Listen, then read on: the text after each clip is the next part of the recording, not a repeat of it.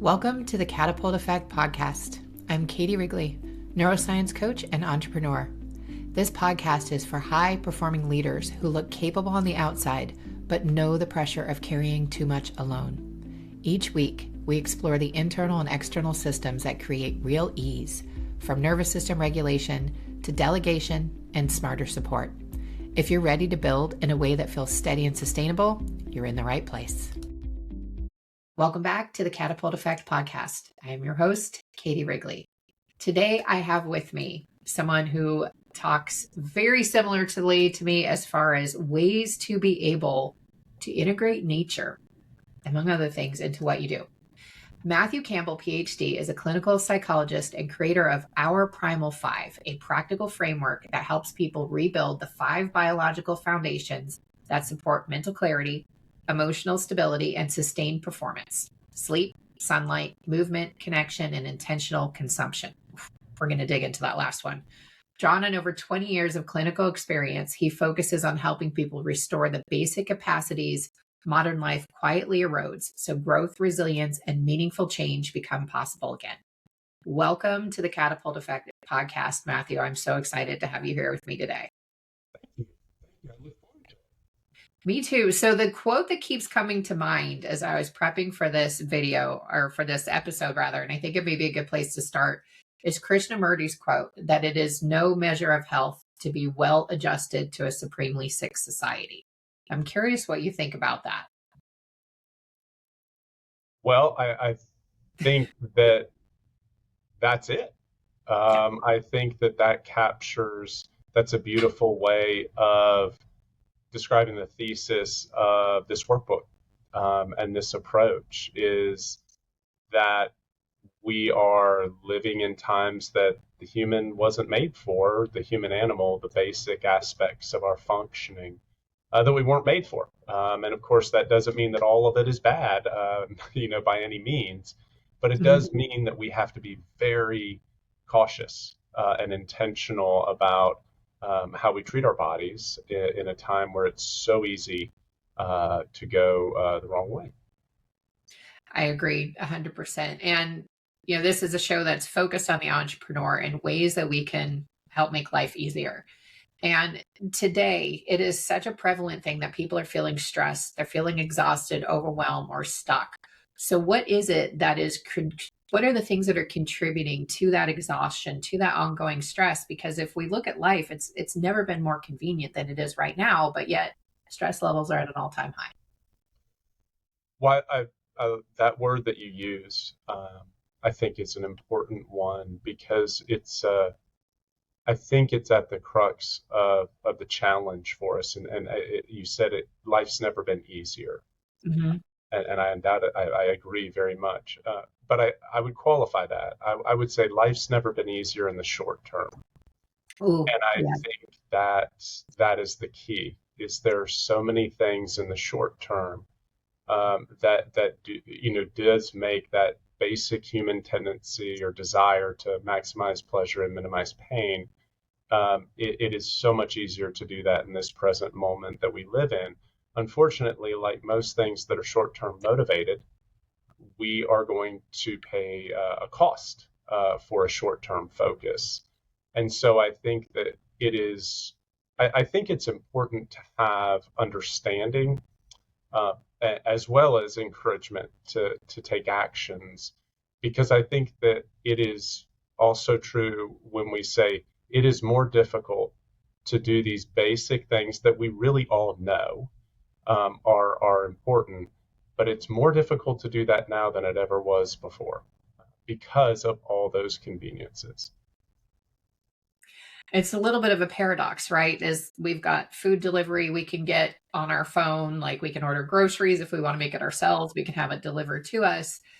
But what comes to mind is that analogy with the butterfly, right? And if you help the butterfly break its way out of the cocoon, it's not going to be able to fly because it didn't have that challenge. Right. And in a lot of ways, we may not be the butterfly trying to get out of a cocoon, but when we've made life so convenient, Right. we're actually no longer utilizing our bodies the way that they were meant to do, which is a huge piece that I've seen that's adding to this underlying stress and this overwhelm that a lot of people are experiencing these days. What have you noticed with that? Well, when you use that with the example with the butterfly, what I think of is I think of the nature that exists, and that when we intervene in a natural process, we're going to cause problems.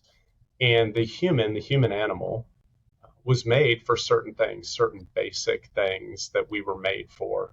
And again, for our ancestors, these were not things that were choices; they were necessities. So going over the five foci, areas of focus that I have, our ancestors had to be outside. They didn't have the choice of climate-controlled environments.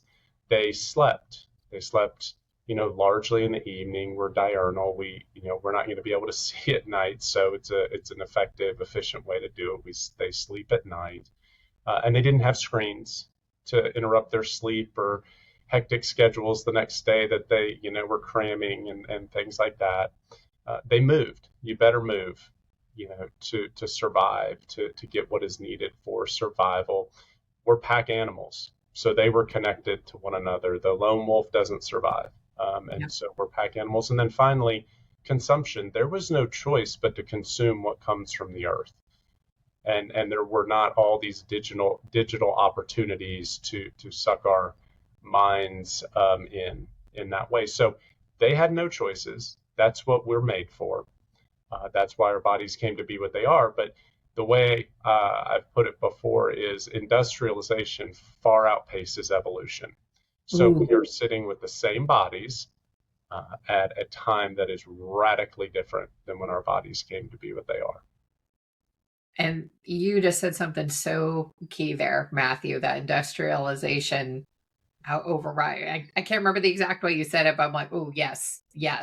Because if we look at, I'm trying to remember the stats that I had heard, but I think it's something to the effect that 100 years ago, which our bodies have not evolved all that much in 100 years, we have 100 years ago, we would get in 1 year the input that we get now in 1 day.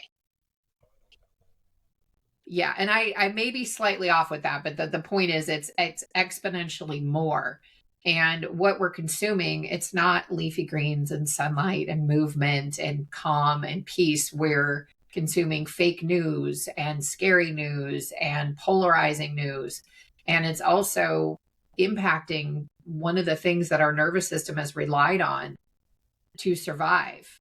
Like you mentioned, like we have to be in a community. Our nervous system and our sense of community, these are the two things that have allowed us to survive this long. And as we're having all this polarizing stuff coming our way, our sense of community gets really threatened from that, because now the people that we've loved our whole life, because they've made a political choice that's different than ours, or whatever it may be, the politics seems to be the easiest way to split everybody these days.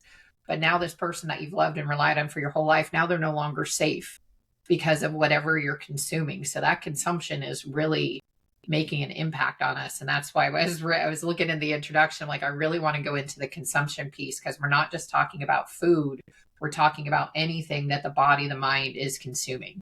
Our fuel. Mm-hmm. And it's our fuel, whether it's physically or mentally consumed. And I love you mentioning that about the news, because when people have gone through the workbook, I think that one of the things that catches their attention relates to the encouragement to really limit news exposure, because I think we are taught, as a societal or cultural more, is to be an informed public. So I think that it's often counterintuitive for people that we should limit that, but I think it's an absolute necessity. I think it's obviously not only limiting the amount of time, but also recognizing the sources of information, of news that we're receiving, because many are going to really try to get after outrage, because that's going to keep us on their whatever their entertainment medium is, and it's just going to become just addictive and terrifying. And as you said, can lead to people missing, like, what is the main thing? Is the main thing that you believe what I believe, or is the main thing a relationship? Right. And it's really gone sideways, but absolutely that consumption is profoundly important, the mental consumption. I like how you framed it that it's all fuel, whether it's fuel for our physical bodies or fuel for our mind. Like we are filling ourselves with something and we're going to get results based on what we're consuming. And that news piece, that's something that I've recommended with clients as well, is like, maybe just a little less news for a little bit, or where you're getting the news from. And a lot of people, like, they don't want to let go of it. And when I went through my period of disability in 2017, 2018, my body hurt so bad that I was so sensitive to things that I would notice if I watched the news and I'd get all tense and wound up, pain would go up. So I'm like, okay, the news is literally hurting me. Like maybe I don't need so much of this. And I get knocked for it. Like people are like, you don't watch the news? Like, no, I do not watch the news. I will go look up things I want to learn about that I'm hearing about. Like there's enough people talking on social media. I know what's going on in the world. I can go find some source that isn't as polarizing, that isn't trying to piss me off, that isn't trying to get a reaction from me, that is going through the facts of the situation. And then I can be informed that way. Right.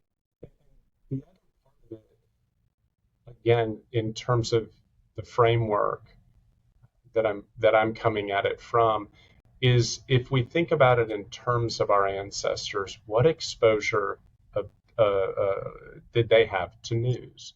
Well, they likely knew what was going on in their own village. They likely knew what was going on in surrounding villages, but they did not know what was going on the other side of the earth. Yep. And while I think a reasonable argument could be made that our world has broadened greatly, that our community is much broader than it was previously, we still have this aspect within the human where we are not made for constant inundation with news. No. And it increases our perception of threat significantly because it's what we're exposed to. So, for example, I have someone come in who's terrified of being harmed by an intruder. They watch the news. What does the news talk about? Crime. They do not talk about the millions of people who went home and had a meal and slept and then got up and got after it. That's not newsworthy. So we're inundated with the terrifying. And the more we're inundated with that, the psychology of that is that it increases our perception of how likely these things are.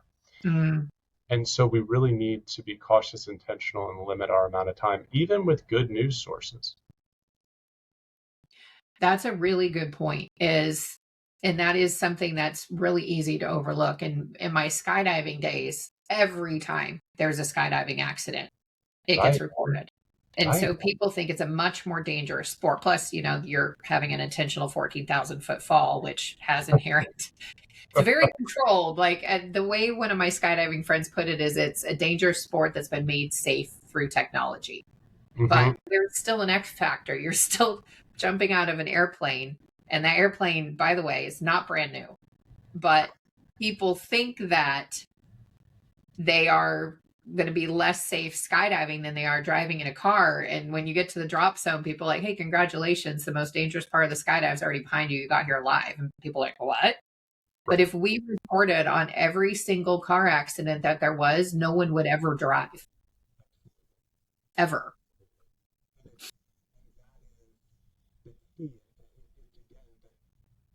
We are going to assess the likelihood of things on what we're exposed to.